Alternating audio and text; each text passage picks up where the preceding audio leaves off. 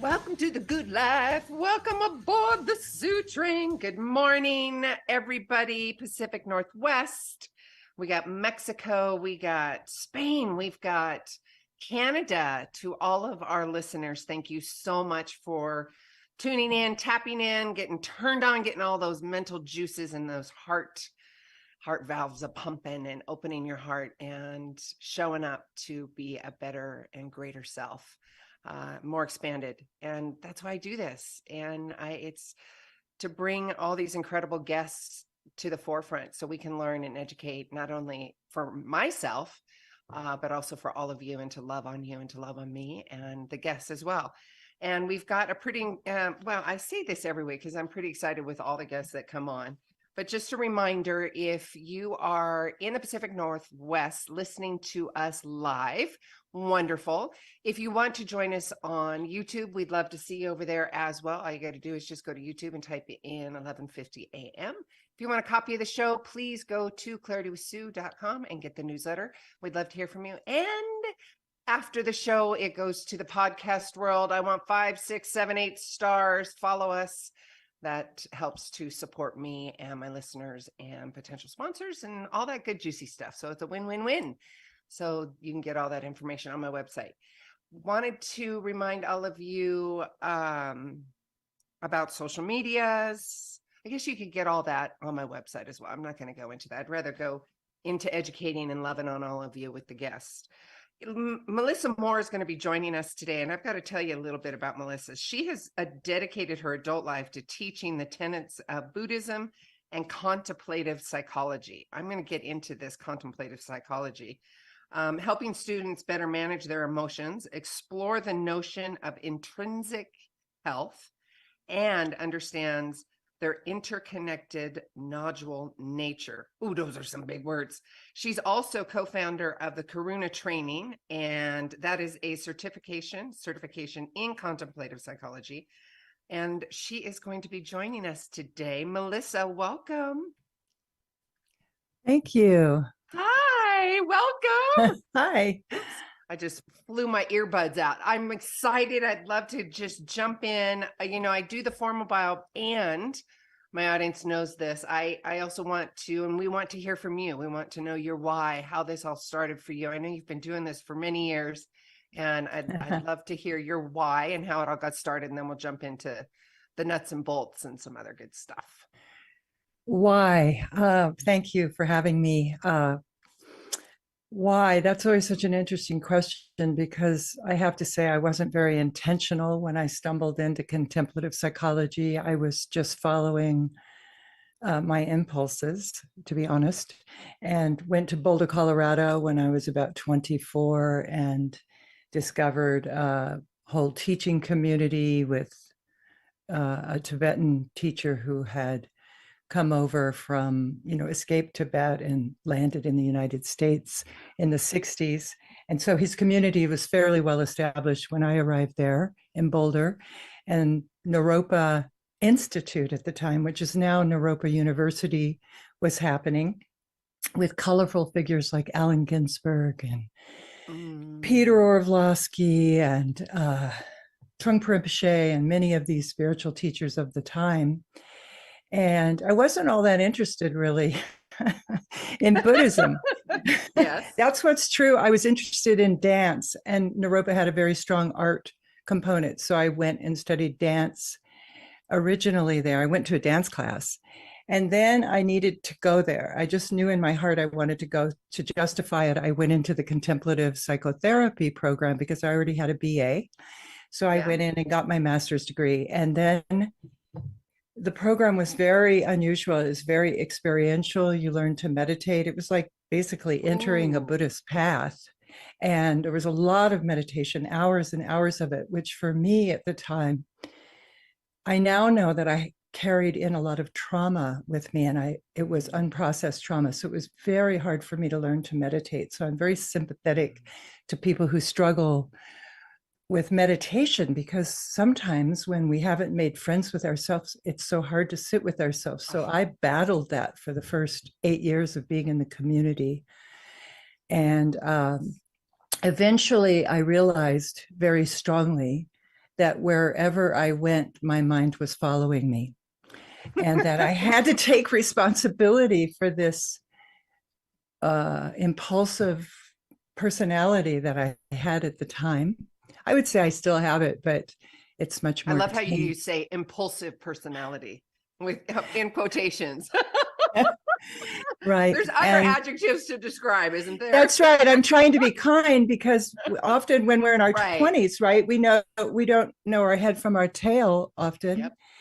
I think it's very different today because people are so informed through the internet. But back then, it was a wild time. And I was just following the happening scene, to be honest. It was happening and I knew it and I could feel it. So I wanted to be part of it.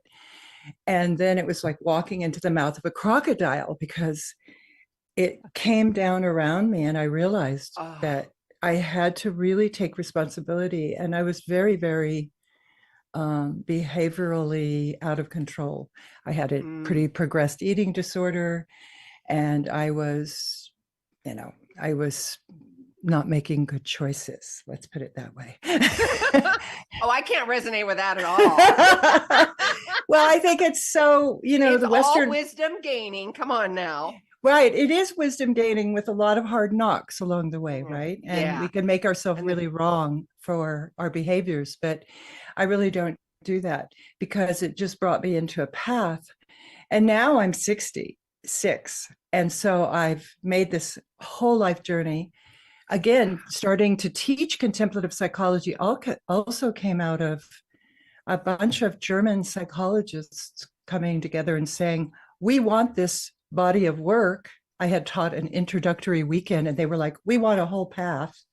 Let's break down what contemplative psychology is, if we could do that, because there's all, there's psychotherapy, and this is the juicy stuff I really want to get into because it's so fascinating to me.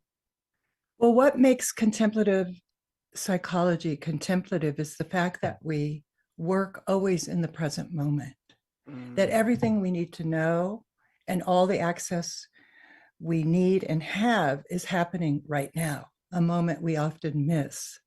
So we have to train ourselves and exercise the muscle on how to come home to ourselves as we are, not to change ourselves as we are, but to come home to ourselves as we are. And the basic tenet of contemplative psychology is that we possess basic sanity, or you could say intrinsic health, no matter what. Even if we have a diagnosis, even if we're dying, even if we're, certifiably crazy, etc., or we have all the history in the world to prove it, within us is a diamond that can be, if we experience it, which isn't always easy, we have to train ourselves to stay with the discomfort, which is where meditation comes in. We begin to befriend that dynamic process within us that is sometimes driving us crazy and making wrong choices, but at the root of it is sanity or health. And so that's something a person has to discover, which is why I have this whole body of teachings called Karuna Training, which takes people through a cohort learning in community.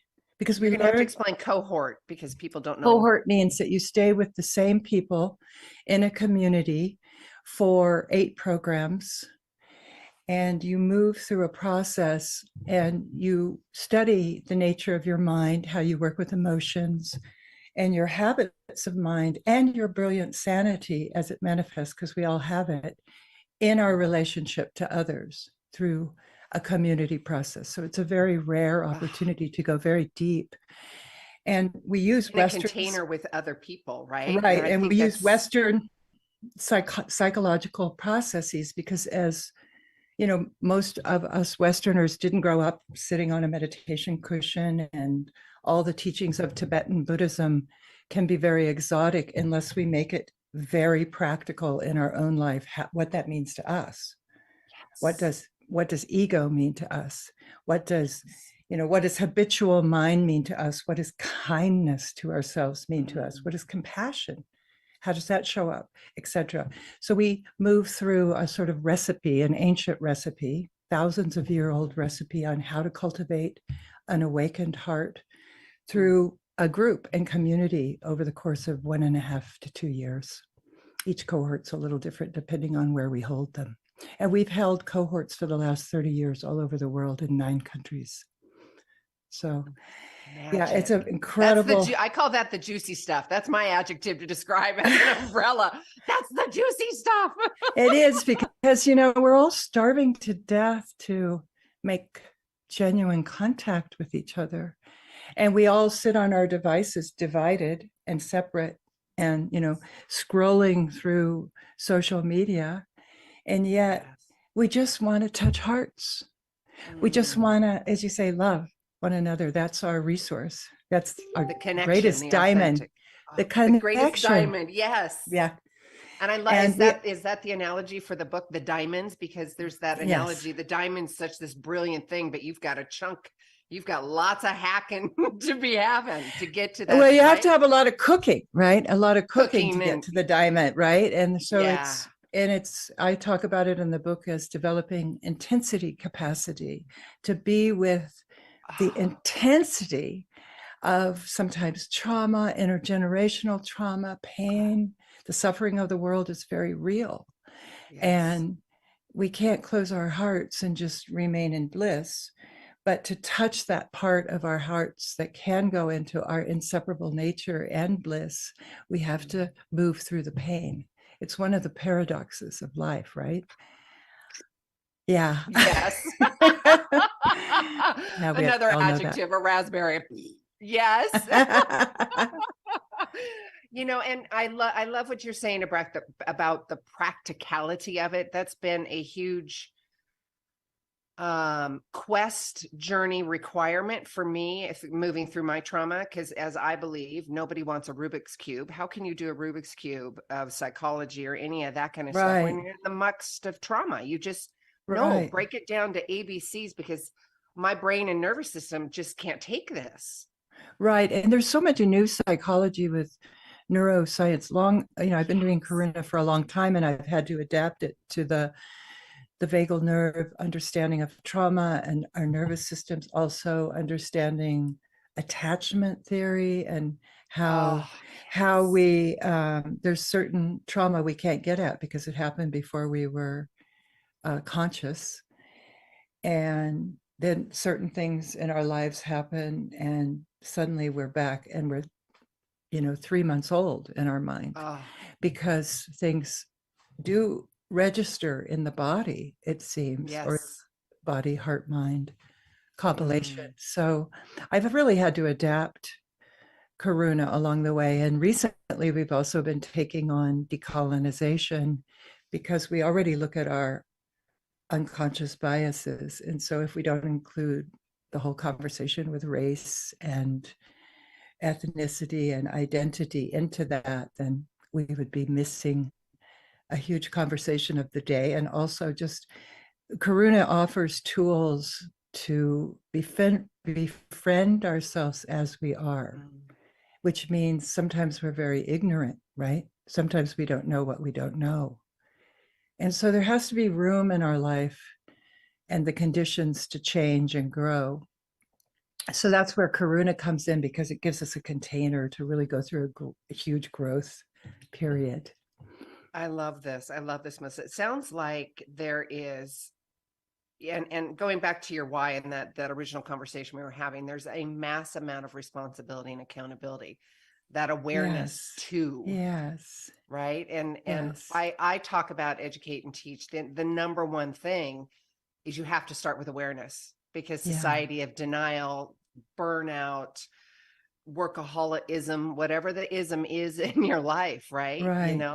Based on traumas, based on lifestyle, whatever that is for you. So if you can walk into that awareness, and then somewhere, somehow the teacher will appear, right? And you'll be able to get clear and get that education. Right. And I think one thing that we're really all dealing with, particularly in Western culture, but at this extreme moment in time globally, is this massive materialism Mm, that is hitting us constantly, that we're not okay as we are, that we have to right change or there. do something, Yes.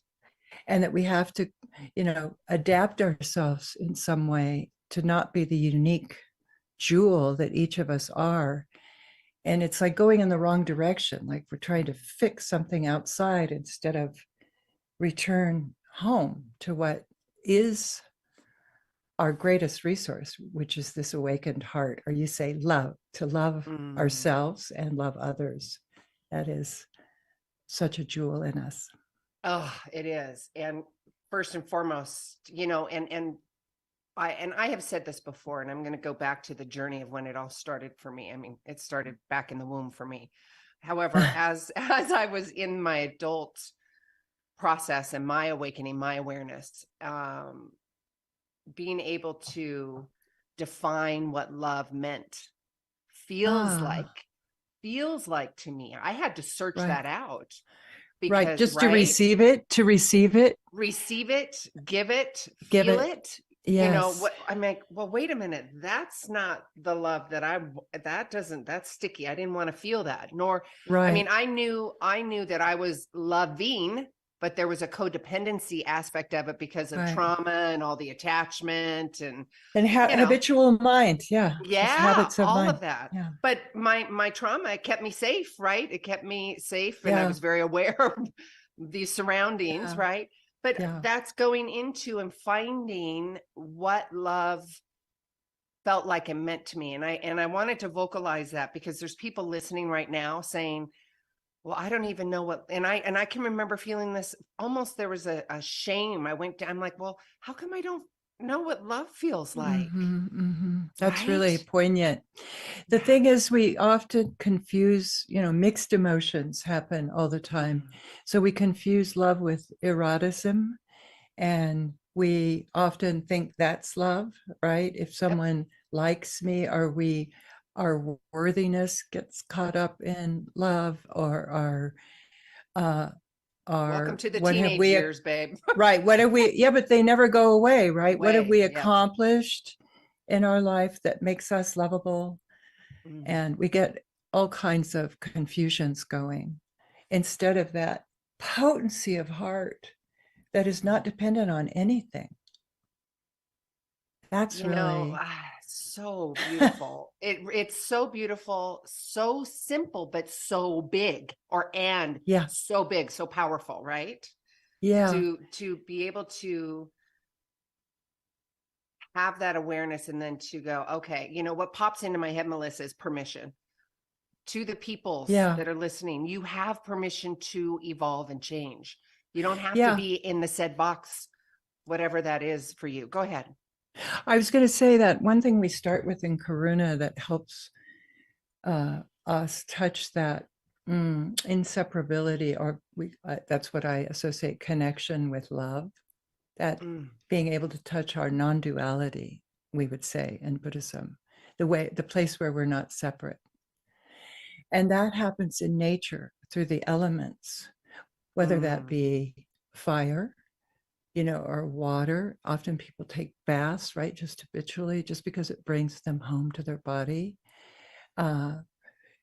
Being in the wind, standing in the wind, I gardening, love putting your that. hands in the Yeah. earth, all of these fun cooking, these things that we have to do fundamentally that ground us.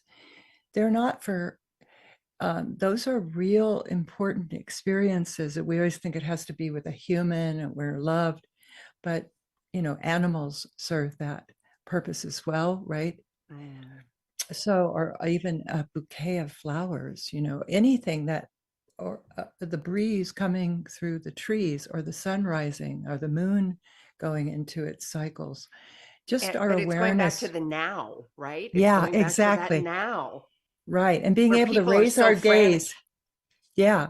Raise our gaze and come out and just experience what's happening right now. And so nature is such a good doorway for that. Oh, my So I have a favorite, hands down. practice. I have a practice of walking without devices, at Yes. least for a half an hour a day, just so I can regulate myself and synchronize with the elements, because it's so, we're Mm. also caught up with our technology, which is a wonderful miracle. It's a know. wonderful miracle, but it also also a double-edged is, sword. exactly. Yeah. It is, yes. Yes. I'm in the process of breaking that habituation myself as well.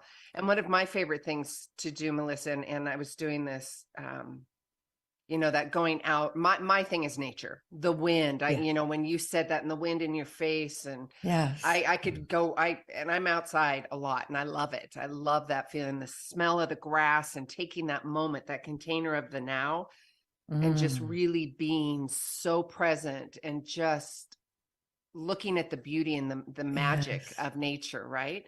Yes. But there is another thing that I have done, because we get into the body habituation too. So what I do when I really need to get into my body and grounded is I take my shoes off, cold, wet, muddy, doesn't matter, and I walk backwards. So it's methodical, and I am in my body, because if you have to pay attention. You have to pay attention, right? Because the habituation is forward. We know how to do that. The body does it without us, right? Right. So if you go backwards, and it really, and I've done that with clients too, and there's been tears. Yes, give it a shot. It's actually, it's amazing. I love it. I would like to, this seems like a good natural break. We're a couple minutes early from the 8:30 mark, but it seems like a good commercial break. So we're going to get that going. And then we're going to still be live on YouTube. So for the audience that's listening, if you want to see us noodling and chatting over on YouTube, just go to YouTube and type in 11:50 a.m. We will be right back. Sue is here with Clarity with Sue, and we have Melissa Moore, and we are talking about traumas and overcoming traumas, and the container of now, the self-love, come home to ourselves as we are. I love that, Melissa. All right, you guys, we'll be right back. Hey, ladies, all clear? Yeah. Thank you, Benny. We're still live on YouTube. Yes, ma'am. I love this conversation. How are you feeling? Very good. Very good. Good. I love this is fun for me, because often when I'm teaching, I have to give a talk, and then the fun part of a communication or question and answers and dialogue. So this is all dialogue. So I love that. You and me both. Yeah, you and me both. And when I have to do the show by myself, I'm like, I mean, I love it. I love the education, but the back and forth is and it's new perspective, new ideas for everybody else to see, because we're all come from different shapes and sizes, right? So right. I love those conversations. Where are you, Sue? Where are you? I'm currently in Bend, Oregon. Are you getting a lot of rain there right now? No. No. Okay. I'm like looking outside. Nah, it's, when I moved here, I was in Seattle for over 40 years, raised a family, and the adult kids are still up there, but then moved here, and I didn't realize it's sunny 90% of the time here. It may be cold, but it's sunny. Are you on the coast? No, I'm over in Bend, Oregon, which is the desert, the high desert. Okay, nice. Yeah. And where are you at? I'm in Denver. Denver, that's it. Okay. I'm between downtown and the mountains, right? I have the mountains on one side and downtown within a mile. Wow. Both. Just outside enough. Yes. Or to the mountains enough, right? I love it. Yeah. I was just there a couple years ago. Oh, I can't remember the place that we were at. I was helping with an event down there, but it's beautiful. I've been there a couple times and got to go up into the mountains, and yes, it was nice. We're coming in about 15 seconds, so. Okay. We are coming. If you wanted to say something, go ahead. It's all right. Totally knew what that meant. All right, stand by. Okay. Of Talk 1150. It's good for what ails you. This statement has not been evaluated by the FDA.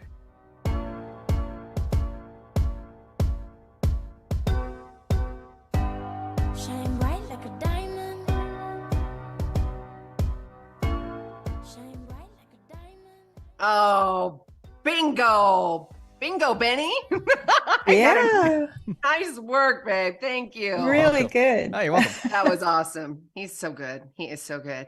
So, Melissa, the diamonds within us. Let's talk about my book. Gem of a book, The Diamonds Within Us. brings modern context to the ancient Tibetan Buddhist teachings. The lessons within this book aim to help readers discover how to better integrate their human experience to live more empowered lives. Melissa reveals how to befriend yourself as you are. We were briefly talking about that at the top of the hour. Access the wisdom of emotions, embody deep listening skills, and resource yourself when working with others. Oh, I like that. Resource yourself when working Right. with others. Ooh, we're going We to call tap it- into this. Go ahead. Good. We call it mutual recovery. Oh, So that we're not, I uncoupled originally this, I learned and was trained as a therapist, which I was very unhappy with when I went into that. I worked with women with eating disorders, and I tripped into the misogyny of the psychological world and yep. was really unhappy with the model. And I didn't see people getting better. I saw Yep. people using diagnosis to make themselves worse. I think the field has moved a lot since when I was practicing therapy. However, Thank goodness. I wanted to, I didn't want to do that. I wanted to work in groups, and I wanted us to empower ourselves. So we practice something called compassionate exchange, which is a Yes. way of holding. You can do it in a nanosecond, just if you met someone at the grocery store, even how you hold not only your own basic sanity present, but that can evoke the basic sanity in others. That's the crux of contemplative psychology, is that how we interact with people actually has a huge effect on them and Oh, ourselves. completely. And energetically too. There's like a Right. whole exchange happening. Right. And we call it exchange. And okay. we study how exchange is like 90% of the conversation. We might be saying words, but there's a whole feeling going on underneath. And that exchange, those feelings are as important and often not made conscious or even spoken out. And so we want to bring that material conscious and speak it out when it's possible. And that's called compassionate exchange work. And that allows for both parties, whether one is holding the container as a compassionate friend, or the other person, it's a relationship of equals. It's not a hierarchy of one has all the knowledge and the other one is there to get help. It's much more a model of equality and honesty and depth, and that we can bring that out with one another. Bring that out within one another, because you've got to, and Melissa, I talk about that safe container, because I know for myself, if I don't feel safe emotionally, physically, energetically, intimately, whatever it is, it's not happening. Right. This is not happening. Right. Right. And to be able to provide, and I've had conversations with colleagues and other people, and I'd love to just noodle this with you if we could. If you are in a situation, your external world right now is in chaos and you do not feel safe, you've got to be able to, again, to be in the now, like you were talking about, and coming to the container within self-love of yourself. Right. And be able to set a boundary if you don't feel safe. If you don't feel safe, that's being present enough to know that you're in a precarious situation and how to set boundaries. People who have deep trauma or even intergenerational trauma bring that knowledge in their body. They're constantly feeling into the environment, safe, unsafe, or neutral. Right. Yep. That's going on for everyone, exaggerated in some more than others. Right. Yeah. And then that nervous system going, something bad's going to happen. Oh my God, I got to find it. And then guess what? Right. Something bad typically right. does Sometimes happen. inviting it. Yes, exactly. Yes. Yeah. But learning how to utilize that unspoken exchange that we have with our world and with each other, how to bring that out, because that's the material that we make projections on others too. Like we get up in the morning and we feel, especially with the people we love the most, it's very habitual, right? And somebody that we work with or somebody that we live with is kind of in a bad mood. And we feel it, right? We feel it instantly before we even walk outside the door. We can feel it. And then we make things up. They Oh, of don't like course. me. They're mad at me. That's where all that material comes from. Instead of, hey, it feels kind of weird in here. What's happening? Just a simple question, or a simple respect, and not just personalizing everything, right? Sometimes we Right. just And take and on everything. coming from a place of compassion, Yeah, this was a download. You may love this, may not, but I love it. It's the CCs in life, compassionate curiosity.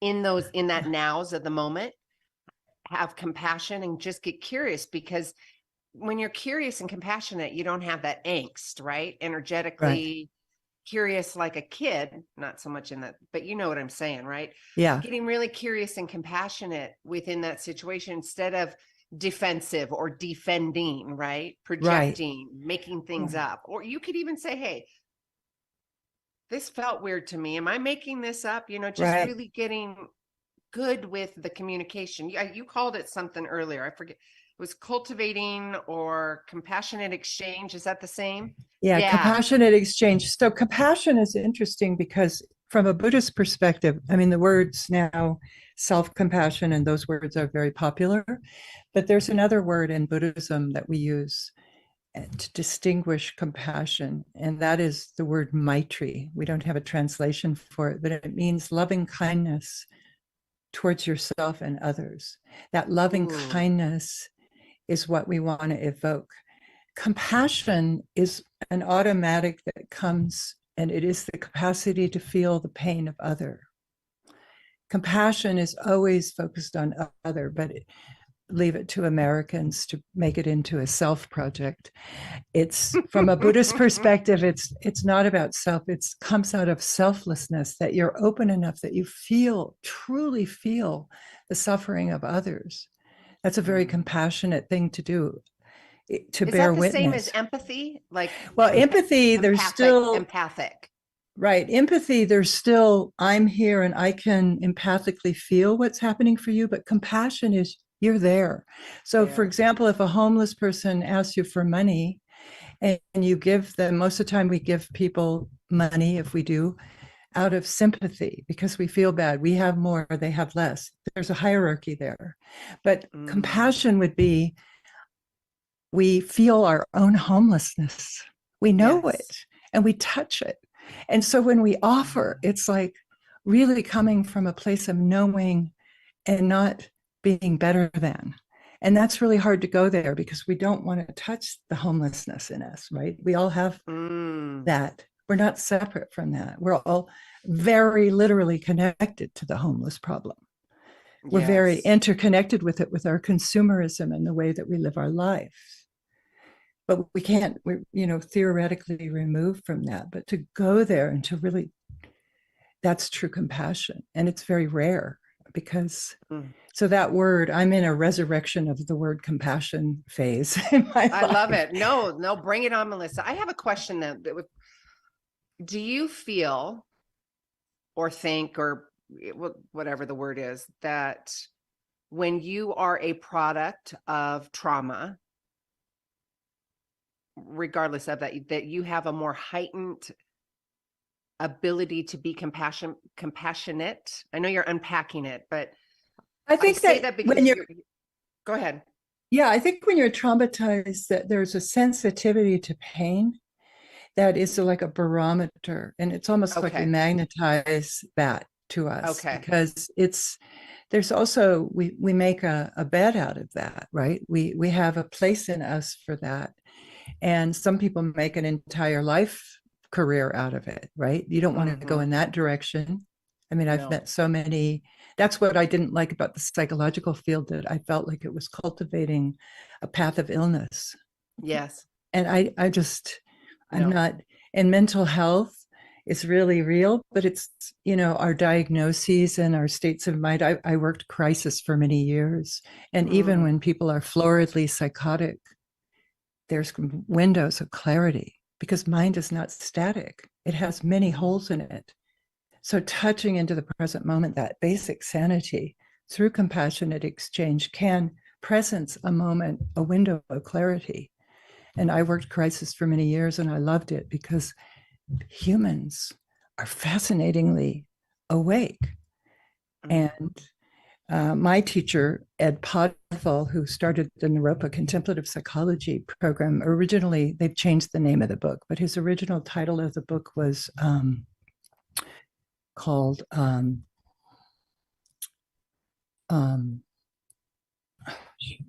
forgetting. I'm sorry. That's all right. It'll no It no has to do, worries. it has to do with he called it the seduction of madness.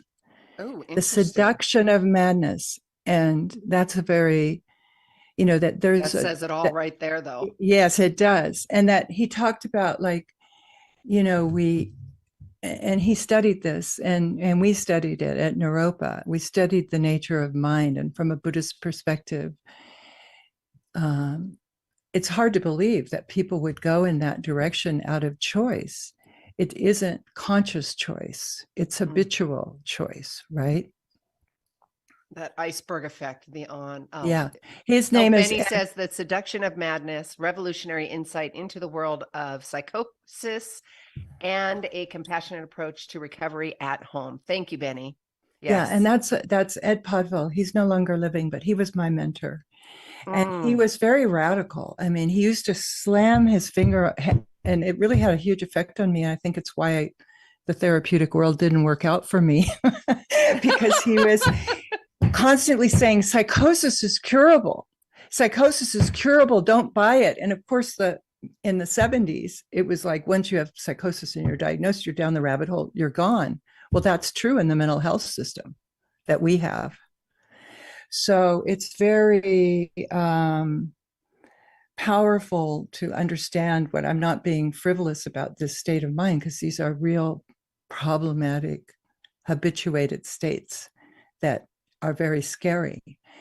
And he founded something called the Wind Horse Project, which you can also Google. And it is a kind of therapeutic approach that uses contemplative psychotherapy, and they create environments of sanity and live with the clients to evoke sanity round the clock. Ooh, creating new neural pathways. Right, called through basic attendance in the present moment. Cooking, gardening, living together. Yes. Yes, and it's hugely successful, but it's I love hugely expensive in the domain of the world that we have now. But if we really understood it, it would mean that we would treat these kind of pathologies, as we call them, very differently. Yep. We would bring them into our home and we would reorient, but anyway, so he was very radical, and that went deep inside me. And I worked crisis for several years, front lines with police attendants. And you can always find this glimmer of sanity in people's hearts if you're present and fearless enough. It takes a lot of intensity. Agree with you. Oh, I intensity capacity. Intensity capacity and massive now, right? That massive heart and now. Heart to now. Yeah. And most of the time we're afraid, when we see out of control behavior, we get afraid, right? So we lock up and distance. And you can have an open heart with boundaries too, keeping yourself safe. Your body. That's right. Yeah, and you have to set boundaries sometimes, of course. Right. Well, and violence. With violence, but also, in the realm of the special needs, which I absolutely adore and love. Yes. You have to make very clear boundaries, because there's touching, because they love to touch, or they don't, vice versa. So right. You got to have that communication. Okay. We're going on a rabbit hole of that, but I want to get back. But I love it because I can just keep talking. Melissa, we have got to talk about diamonds, the diamonds within us. Let's break that down. Your beautiful book. Okay. Well, one of the great things about the book is, and all the great things. Well, one of the things that's very, very unique about contemplative psychology that's you don't find other places is the 5 Buddha families.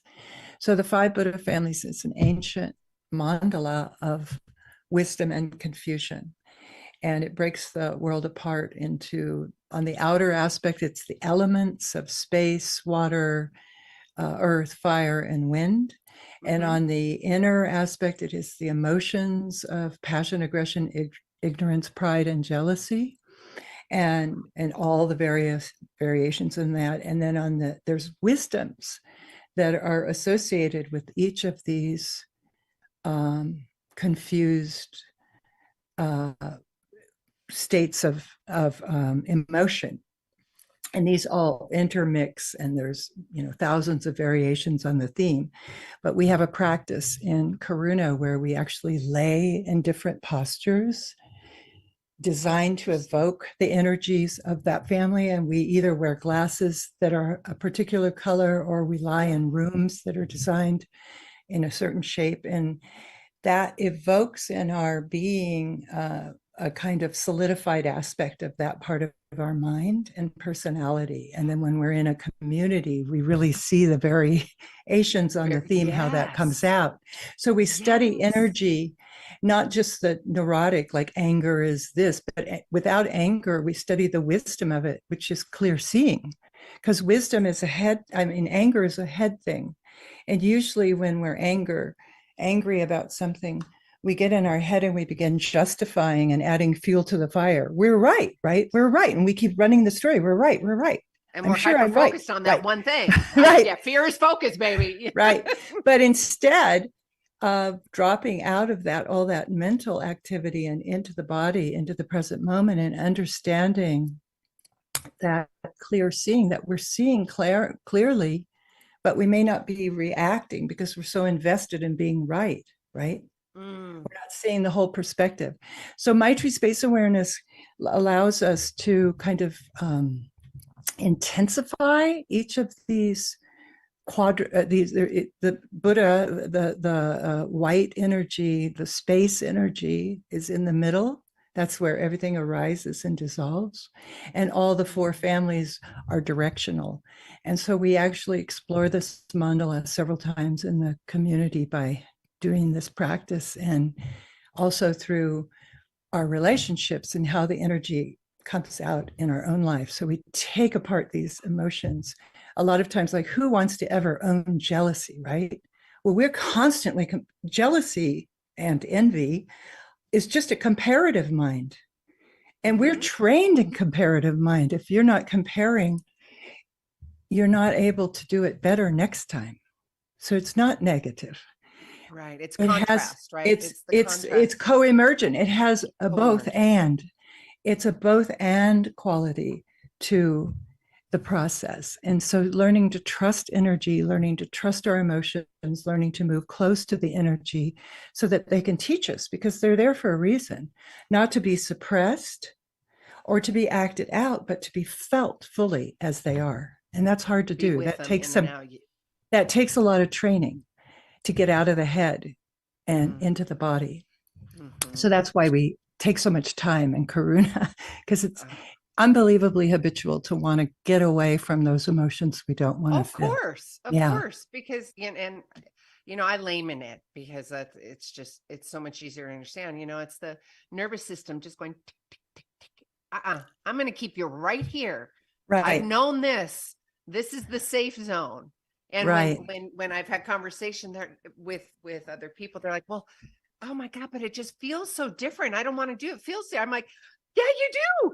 That's because you want it to feel different, because you want it to change. Right. Well, and the nature of emotional energy is that it's constantly dynamic. Yeah. It's only when we dam it up by saying, I'm fine. We dam it up. Fine. Or we act it out, which is like adding fuel to the fire, right? Like, I really like to do that when I'm driving, actually. Wait, add fuel. Wait. Like, you get unpack that for me. What? Well, like when you're driving and you're in your car and then somebody's kind of an idiot or something. I think it's a California habit. And then I just, your car is the body, right? And then suddenly you can get really pissed inside your car. Yeah. That's like feeding fuel. That's like feeding the energy, right? Yeah. It feels good. It's fun. Well, you have there's a chemical release, right? We could have that conversation. Yeah. The whole chemical release. Yeah. Right. But it's very interesting because I also realized, I had this horrible commute from Petaluma to San Francisco for many, many years. And I was trauma from the traffic. I mean, I don't use that lightly Oh. because it was like I was so, and then I realized it was because I was adding so much fuel to the fire. And I learned, like, I took a year to just let everybody in, let everybody in. Just what happens if you just chill all the way? Let everybody in, let everybody go first. It didn't cost me a minute. And it was like a night and day effect. I just say that to anyone who might be commuting right now. Right It's now. just Well, I so- think that's a great example. Totally a great Right. example. You know, Yeah. you can never go fast enough to hurt or kill anybody. So slow down, including yourself, right? Yeah, right. Really? I mean, it's just the emotions. It's okay. Take some nice, big, deep inhales and exhales and just relax. Absolutely. And then that's, you know, an analogy for all of life, right? In the now, but specifically, you know, using the example of the car is perfect because we've all been there. But the Well, diamonds within us has to do with these jewels within us of the five Buddha families, each have wisdoms. They're clear seeing and equanimity and discernment, the capacity to Ooh, can we discern what talk to about accept. discernment? Yeah, Yes, it's a big one. it's Or a big one. all accomplishing, which is like relaxation in getting our work done, and not pushing over the limit, or just space, just the capacity to have space. But discernment is huge. Discernment, you know, knowing what to accept and what to reject, that's our life teaching, right? Yep. That wisdom to know is Melissa, very, is there that discernment, right? And I've had this conversation that discernment is purely just an opportunity for you to figure out what you want to do it or like it or you don't. And having a space or an energy that you can say, it's just discernment. I'm just figuring it out versus going down the rabbit hole of shame and, oh my God, I could have done this, or, you know. well, people get paralyzed sometimes with making decisions, don't they? Yes. Right? Yes. Or choosing, having to Yes. choose. But really, we're choosing all the time. It's sort of like the little like button on Facebook, right? Like, dislike, like, right? Oh, yes. It's that kind of stuff. Like, I like that. Or when we're looking through a catalogue, we like that, right? That capacity of mind. But when it comes to like life decisions, so discernment is really huge because it's how we know when to set a boundary, how we know when to walk away, how we know when to go further. It's huge. Very, It is. And when you very, don't trust yourself based on yeah. trauma and past, you had talked about that in the teachings. Going back to, and I know this in myself, and I've had conversations with other people as well. It's how do I trust myself again? How do I do that? Because I've made all these external choices based on the traumas, right? So Exactly. And I think trust has to do with befriending ourselves, you know, making friends with ourselves as we come are. home Like, to ourselves as yeah. we are. And Yeah. forgiving ourselves. Like, I mean, Oh, that's a huge one. right. And that Wow. has to do, it really isn't a head thing. It's visceral, like how it has to do with how we treat ourselves, how we feed ourselves, how we let ourselves sleep, how we organize our day. Everything comes back to discernment, right? Discernment. Yeah. They're And all getting clear. interconnected. It Mhm. is. It is absolutely very much so. And getting clear on who you are and how you want to show up. That's been my thing, you know. Has it? Oh, always, because the trauma had described who I was and how I was behaving and acting, right? We can all Right, relate to that. right. And then I'm like, yeah, that doesn't feel right. That's not working for me anymore. And then I had to figure out what love meant to me, what it felt like to me. Uh-huh. And there was an evolution of that. So you know, the awareness and then getting really clear on who Yeah, I clarity. was. Clarity, Clarity. right? That's why I bring all of this on here because clarity is so important. It is. It is the fuel to all of your desires. Where do you think clarity comes from? I mean, how do you know clarity? Tell me. I know you. I'm asking you. Where do you think? Where How does do you it know? How do you know clarity? How do I know clarity? I can say for myself when and you know what? Discernment pops back into my head because I have had to make discerning choices and got really clear on how I'm choosing to show up in the world with myself. And if I'm not in, and two anchor words, we were talking about grounding earlier. For me, thank you, Benny. We got 5 minutes. For me, it's, is this authentic and genuine to me now? So you come home to yourself. You come You home, see where my right? hands are. I mean, I go to my Yeah. heart. Yeah. Yeah. I come home to myself, like you're saying, and I have that clarity. Is it Yeah. authentic and genuine to me? And if it's not, no, if I'm learning from it, okay, swipe left. Yeah. For myself, I mean, I have to make a lot of decisions because I run the business. I steward Right. Karuna Training, and it's really hard these days with everything that's going on, besides the costs, but just Oh, the world. And I've tried to go to an online model. I'm not happy. I want in-person awareness. And I so am I'm, with you on that. so, Absolutely with you. and so what I've learned is when I don't know what to do nothing, but stay awake. Like, don't just put it off the burner, but stay with it and be with the discomfort of not knowing what to do. Like, let it work on you in a certain kind of way. Like, I'm trying to But decide, don't go right? down the rabbit hole of the Right. Just guilt and stay shame. with not knowing. Just Yeah. stay in that discomfort of not knowing what to do. Because I had to teach myself that because I'm someone who's very quick to make a decision. I'm going to choose Yeah, this. me too. I'm going to Yep, let's handle go. this now. Yeah. Yeah.